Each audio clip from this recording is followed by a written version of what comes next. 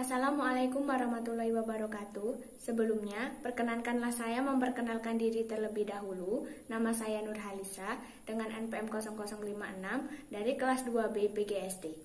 Di sini, saya akan menjelaskan tentang pedoman pembinaan dan pengembangan usaha kesehatan sekolah atau madrasah.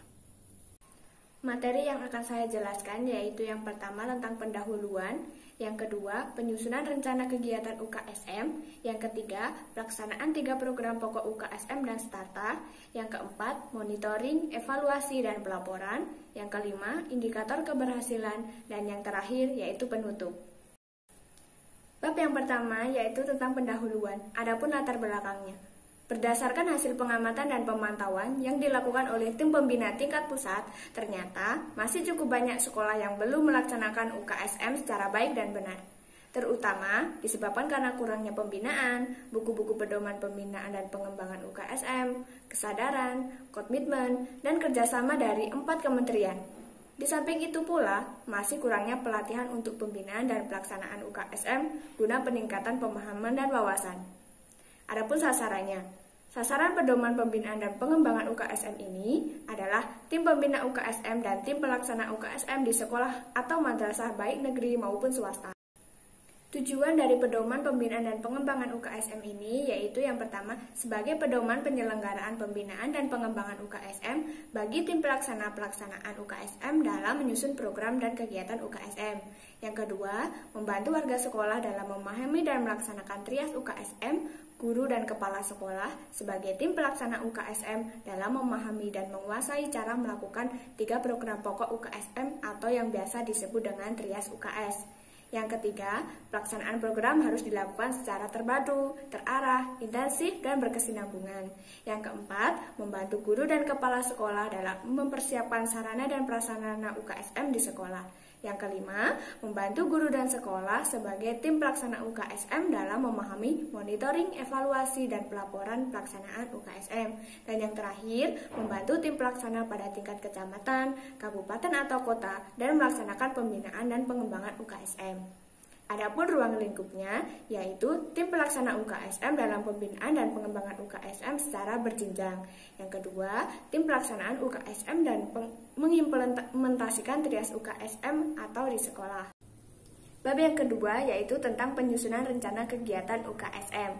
Adapun penyusunan rencana kegiatan UKSM yang meliputi yang pertama rencana kegiatan UKSM tahunan, yang kedua rencana kegiatan dan rencana anggaran belanja UKSM, yang ketiga langkah pelaksanaan, yang keempat penyusunan rencana kegiatan UKSM tahunan, dan yang terakhir dalam penyusunan rencana kegiatan UKSM ini perlu memperhatikan kegiatan dan mengacu program UKSM, jenis kegiatan, waktu kegiatan, dan dana kegiatan.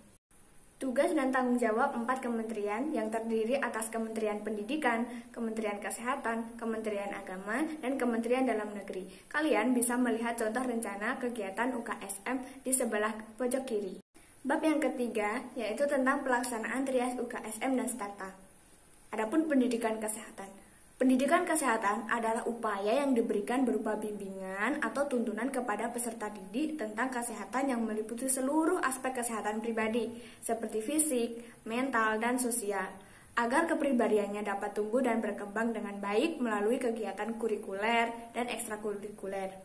Tujuan pendidikan kesehatan meliputi yang pertama memiliki adab, sopan santun, dan akhlak mulia dalam kehidupan sehari-hari sesuai prinsip karakter etika ketimuran. Yang kedua, memiliki pengetahuan tentang kesehatan termasuk perilaku hidup bersih dan sehat. Yang ketiga, memiliki nilai dan sikap positif terhadap prinsip dan pola bersih hidup dan sehat. Yang keempat, memiliki keterampilan dalam pelaksanaan yang berkaitan dengan pemeliharaan, pertolongan, dan perawatan kesehatan. Yang kelima, memiliki perilaku hidup bersih dan sehat atau biasa disebut dengan PHBS dalam kehidupan sehari-hari. Yang keenam, memiliki pertumbuhan termasuk bertambahnya tinggi badan, berat badan secara harmonis dan proporsional. Yang ketujuh, mengerti dan dapat menerapkan prinsip-prinsip pencegahan penyakit dalam kehidupan sehari-hari. Dan yang terakhir, memiliki daya tangkal terhadap pengaruh buruk dari luar seperti narkoba, miras, alkohol, zat adiktif, serta gaya hidup yang tidak sehat. Pelaksanaan pendidikan kesehatan dapat dilakukan dengan berbagai kegiatan, yaitu kegiatan kurikuler dan kegiatan ekstrakurikuler. Kegiatan kurikuler, pelaksanaan pendidikan kesehatan dapat dilakukan melalui kegiatan kurikuler, yaitu melalui pelaksanaan pendidikan pada jam pelajaran sesuai kurikulum yang berlaku untuk setiap jenjang yang dapat diintegrasikan ke semua mata pelajaran, khususnya pendidikan jasmani, kesehatan dan agama, baik itu di taman kanak-kanak, maupun di sekolah dasar, maupun di sekolah sanawiyah, sekolah menengah atas, maupun sekolah luar biasa dan juga boarding school. Yang kedua yaitu kegiatan ekstrakurikuler. Kegiatan ekstrakurikuler adalah kegiatan di luar jam pelajaran, biasa termasuk kegiatan pada waktu libur, yang dilakukan di sekolah ataupun di luar sekolah dengan tujuan untuk memperluas pengetahuan dan keterampilan peserta didik, serta melengkapi upaya pembinaan manusia Indonesia seutuhnya. Kegiatan ekstrakurikuler mencakup kegiatan yang berkaitan dengan pendidikan kesehatan. Adapun pendekatan dan metode, menggunakan pendekatan individual dan kelompok serta metode belajar kelompok, kerja kelompok, diskusi, belajar perorangan, pemberian tugas, dan lain-lainnya. Pelayanan kesehatan. Pelayanan kesehatan adalah upaya peningkatan kesehatan atau biasa yang disebut dengan promotif.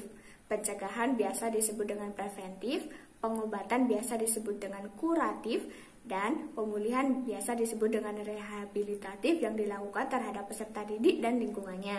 Tujuan dari pelayanan kesehatan adalah meningkatkan kemampuan keterampilan tindakan hidup sehat dalam rangka membentuk perilaku hidup bersih dan sehat, meningkatkan daya tahan tubuh peserta didik terhadap penyakit dan mencegah terjadinya penyakit, kelainan, dan cacat, menghentikan proses penyakit dan pencegahan komplikasi akibat penyakit, kelainan, pengembalian fungsi dan peningkatan kemampuan peserta didik yang cedera atau cacat agar dapat berfungsi secara optimal. Nah, tempat pelayanan kesehatan bisa dilakukan di sekolah melalui kegiatan ekstrakurikuler berupa penyuluhan dan pelatihan keterampilan, antara lain di puskesmas dan instansi kesehatan jenjang berikutnya sesuai kebutuhan. Pelaksanaan pelayanan kesehatan terdiri atas pelayanan kesehatan di puskesmas, peserta didik yang perlu dirujuk, pendekatan, dan metode yang diperlukan.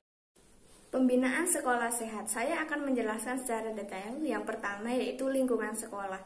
Lingkungan sekolah adalah bagian dari lingkungan yang menjadi wadah atau tempat kegiatan belajar mengajar. Yang kedua yaitu lingkungan sekolah sehat. Lingkungan sekolah sehat adalah suatu kondisi lingkungan sekolah yang dapat mendukung tumbuh kembang peserta didik secara optimal, serta membentuk perilaku hidup bersih dan sehat, serta terhindar dari pengaruh negatif. Yang ketiga, yaitu pembinaan lingkungan sekolah sehat. Identifikasi faktor risiko lingkungan sekolah sehat, perencanaan inventarisasi kepadatan ruang kelas, jarak papan tulis, sarana cuci tangan, kebisingan, air bersih, toilet, sampah, sarana pembuangan air limbah, pembawa penyakit, kantin, sekolah, halaman, meja, kursi, peserta didik, dan perilaku, serta yang lainnya. Dalam pelaksanaan pembinaan lingkungan sekolah sehat, ada beberapa komponen yang harus terlibat.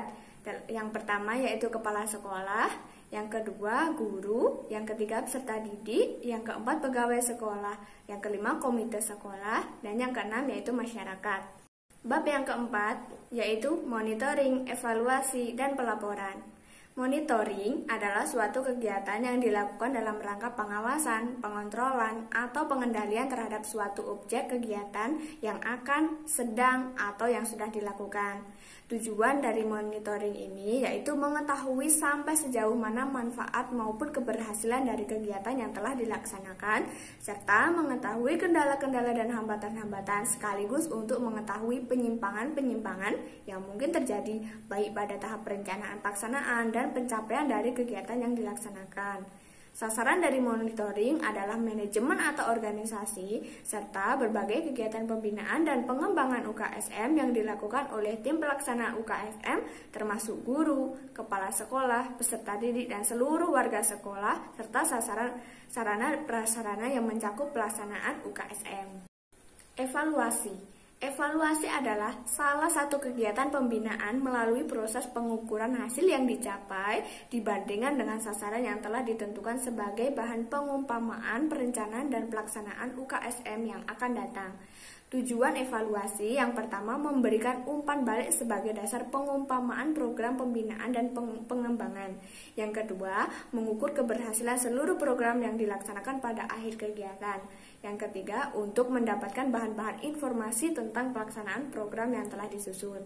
Adapun sasaran evaluasi yaitu peserta didik, lingkungan sekolah, dampak pembinaan terhadap perilaku peserta didik, pengelolaan kegiatan pada setiap jenjang, manajemen atau pengelolaan kegiatan pada setiap jenjang. Yang terakhir yaitu pelaporan. Pelaporan dalam pelaksanaan UKSM adalah suatu kegiatan melaporkan atau menyampaikan secara tertulis dari segala kegiatan yang telah dilakukan, mencakup pelaksanaan UKSM yang dilakukan oleh tim pelaksana UKSM. Tujuan pelaporan dalam pelaksanaan UKSM adalah untuk mengetahui daya guna, hasil guna, dan tepat guna, serta penyimpangan-penyimpangan yang mungkin terjadi pada waktu pelaksanaan kegiatan. Nah, sasaran pelaporan yang menjadi sasaran pelaporan yaitu apa yang perlu dilaporkan. Ini pada dasarnya adalah sama dengan sasaran pada evaluasi. Namun, secara spesifik sasaran pelaporan ini mencakup hal-hal seperti yang pertama yaitu manajemen atau pengelolaan kegiatan, yang kedua jenis keberhasilan dan tidak keberhasilan, yang ketiga upaya-upaya pembangunan yang dilaksanakan termasuk upaya mengatasi masalah atau hambatan yang ditemui. Bab yang kelima yaitu indikator keberhasilan. Adapun indikator input, indikator proses yang digunakan untuk mengukur keberhasilan dalam pelaksanaan UKSM yaitu yang pertama SK tim pelaksanaan UKS sekolah atau madrasah, yang kedua rencana kegiatan UKSM, yang ketiga rencana anggaran belanja UKSM dengan rencana kerja sekolah dan rencana anggaran belanja sekolah, yang keempat peran dan keterlibatan komite sekolah, yang kelima peran dan keterlibatan masyarakat dan PKK, yang keenam peran dan keterlibatan puskesmas, dan yang terakhir peran dan keterlibatan tim pembina UKSM kecamatan. Yang kedua yaitu indikator output. Indikator output berasal dari sarana atau prasarana yang ada di sekolah seperti ketersediaan sabun di kamar mandi dan di tempat cuci tangan, ventilasi dan pencegahan kelas yang memadai, memiliki kamar mandi atau WC yang cukup jumlahnya, kepadatan ruang kelas, memiliki lapangan aula pendidikan jasmani, menerapkan kawasan tanpa rokok, rapat tim pelaksana UKSM, dan mempunyai papan nama tim pelaksana UKSM. Indikator dampak meliputi meningkatnya perilaku hidup bersih dan sehat. Yang kedua, meningkatnya derajat kesehatan peserta didik, meningkatnya pengetahuan sikap dan perilaku peserta didik tentang hidup sehat, meningkatnya partisipasi masyarakat dan PKK dalam pelaksanaan UKSM, dan terwujudnya UKSM. Bab yang terakhir atau yang keenam yaitu penutup. Buku pedoman pembinaan dan pengembangan UKSM ini disusun dengan tujuan untuk mempermudah pelaksanaan UKSM. Buku ini merupakan penjabaran dari pedoman pembinaan dan pengembangan UKSM.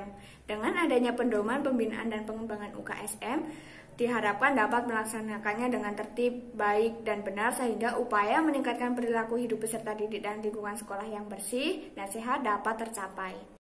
Mungkin itu yang dapat saya jelaskan, kurang lebihnya saya mohon maaf. Saya akhiri. Wassalamualaikum warahmatullahi wabarakatuh. Terima kasih.